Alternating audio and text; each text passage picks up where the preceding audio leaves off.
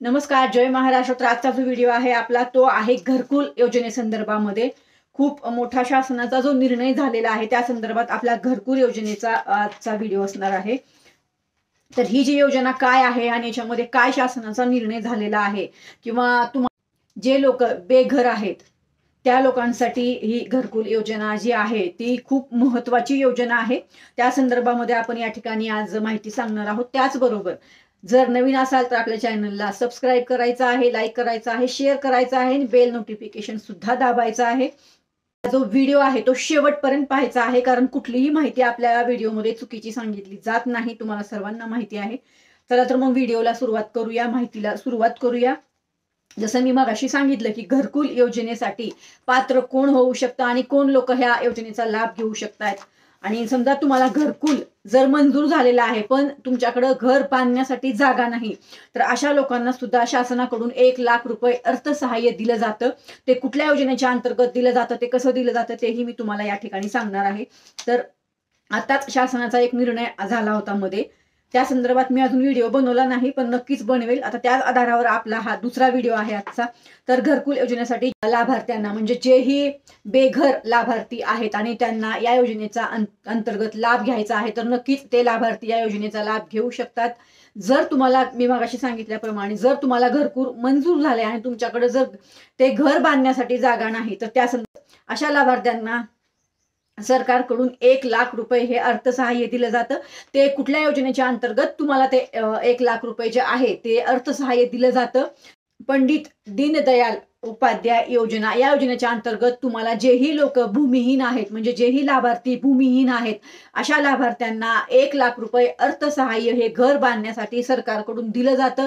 आणि हे जे अर्थसहाय्य आहे हे कुठलेही तुम्हाला लोन मार्फत किंवा याचा कुठला EMI भरायचा नाही किंवा हे जे 1,00,000 रुपये तुम्हाला अर्थसहाय्य दिलं जातं म्हणजेच काय तर घर बांधण्यासाठी तुम्हाला पैसे वेगळे दिले जातात. पण जर तुमच्याकडे ते घर बांधण्यासाठी जागा नाही तर ती जागा सुद्धा तुम्हाला शासनाकडून उपलब्ध करून देण्यात येते.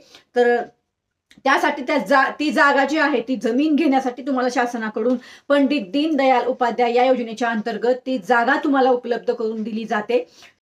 त्या ठिकाणी तुम्ही तुमचं घर बांधू शकता. तर ह्या योजनेच्या अंतर्गत तुम्हाला अगोदर 50,000 रुपये दिले जायचे, पण आता शासनाचा निर्णय असा झालेला आहे की तुम्हाला 50,000च्या ऐवजी तुम्हाला आता 1,00,000 रुपये पंडित दीनदयाल उपाध्याय भूमिहीन लाभार्थ्यांसाठी दिले जाणार आहेत.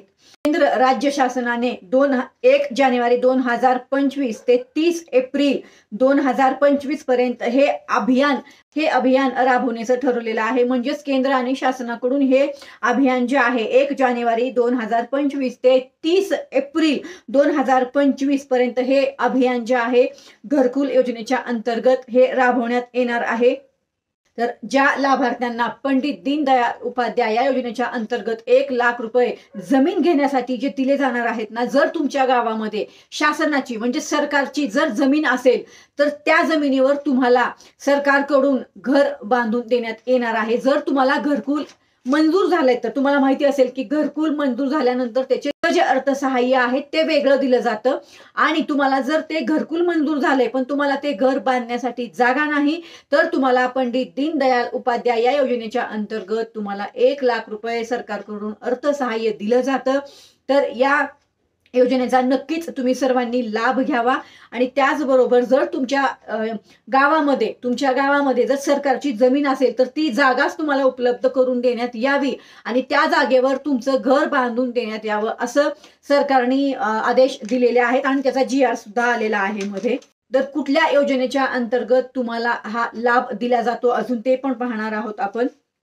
राज्य केंद्र पुरस्कृत प्रधानमंत्री आवास योजना ग्रामीण, त्याचबरोबर राज्य पुरस्कृत शबरी आवास योजना, रमाई आवास योजना, आदिवास आवास योजना या योजनेच्या अंतर्गत घर बांधण्यासाठी अनुदान उपलब्ध करून देण्यात यावे असे शासनाने निर्णय दिलेला आहे. त्याचा GR सुद्धा आलेला आहे.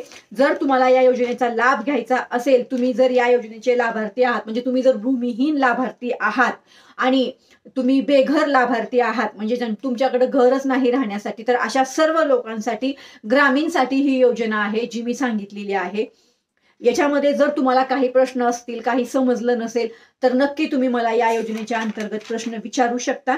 तर तुम्हाला लक्षात आलं असेल मला काय सांगायचं आहे. तर जी मी योजना सांगितलेली आहे की घरकुल आवास योजना जी आहे, या योजनेचा लाभ घेण्यासाठी जर लाभार्थ्याला घरकुल मंजूर झालंय पण त्यांना घर बांधण्यासाठी जागाच उपलब्ध नाही, जर तुमच्या गावामध्ये जर शासनाची जर जागा असेल तर त्या ठिकाणी शासन तुम्हाला 1,00,000 रुपये देतं ते जागा खरेदी करण्यासाठी, आणि त्या ठिकाणी तुम्ही तुमचं घर बांधू शकता. आणि असे आदेश पण देण्यात आलेले आहेत. मी सर्व माहिती सांगितली आहे की तुम्हाला घर बांधण्यासाठी वेगळे अनुदान आहे आणि जागा घेण्यासाठी हे वेगळं अनुदान आहे, बरोबर. जर तुम्हाला घरकुल आवास योजनेच्या अंतर्गत जर तुम्हाला घरकुल मंजूर झालं पण जर जागाच नसेल तर तुम्ही कुठं घर बांधू शकणार, बांधू नाही शकणार ना. त्यासाठी सरकार तुम्हाला 1,00,000 रुपये देतं. तर या योजनेच्या अंतर्गत तुम्हाला अजून काही माहिती हवी असेल, काही प्रश्न असतील तर नक्की विचारू शकता. किंवा तुमच्या गावामध्ये जी काही ग्रामपंचायत आहे, बरोबर, त्या ठिकाणी सुद्धा जाऊन तुम्ही चौकशी करू शकता. या ठिकाणी काही अडचण असेल तर नक्कीच तुम्ही मला कमेंट करू शकता. तर ही योजना तर ही होती घरकुल आवास योजनेची माहिती, थोडक्यात आणि अगदी तुम्हाला समजेल अशा शब्दामध्ये. नक्कीच तुम्हाला ही माहिती समजली असेल तर अवश्य आपल्या चॅनलला सबस्क्राईब करा, लाईक करा, शेअर करा. परत भेटूया तुमच्याच प्रश्नांवरती उत्तरांचा व्हिडिओ घेऊन. तोपर्यंत जय हिंद, जय महाराष्ट्र, धन्यवाद.